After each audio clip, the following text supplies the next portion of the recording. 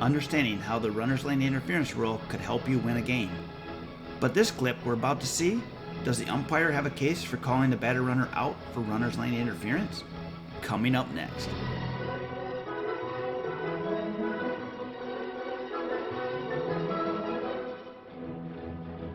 This situation has a runner on third base, but there are two outs. Because there are two outs, the runner should be running to first differently than if there were less than two outs. Let's let the play run through and then I'll explain. Run it out, Ollie! Run it out, Ollie!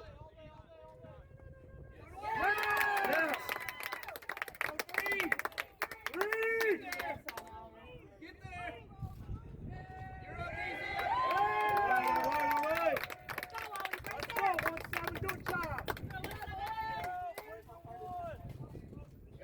There you have it. Now for you umpire and rule nuts out there, post a comment on if you would call this runner's lane interference or not, and why. For the rest of you, just to get you up to speed, when a ball is hit in this general area of the infield, the runner is required to run the last half of the distance to first base in the runner's lane or risk being called out for runner's lane interference violation. How a batter runner should run in this situation. Because there are already two outs and this is a fairly routine play and an easy out, the runner should not use the runner's lane, but rather run in a manner that makes throwing to first base more difficult. Why? Because the only way that this run scores is to create an opportunity for an errant throw to first base, as was seen here. By running at the first baseman, the runner creates a difficult situation for the fielder.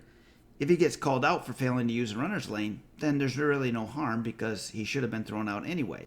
But the only way he's called out for runner's lane violation is if the umpire called it. Check the comments by umpires below and see how many would not have called this runner's lane interference. Not to mention the plate umpire, whose job it is to make that call, didn't call it in this game. Now, with a runner on base and less than two outs, the runner should always use the runner's lane.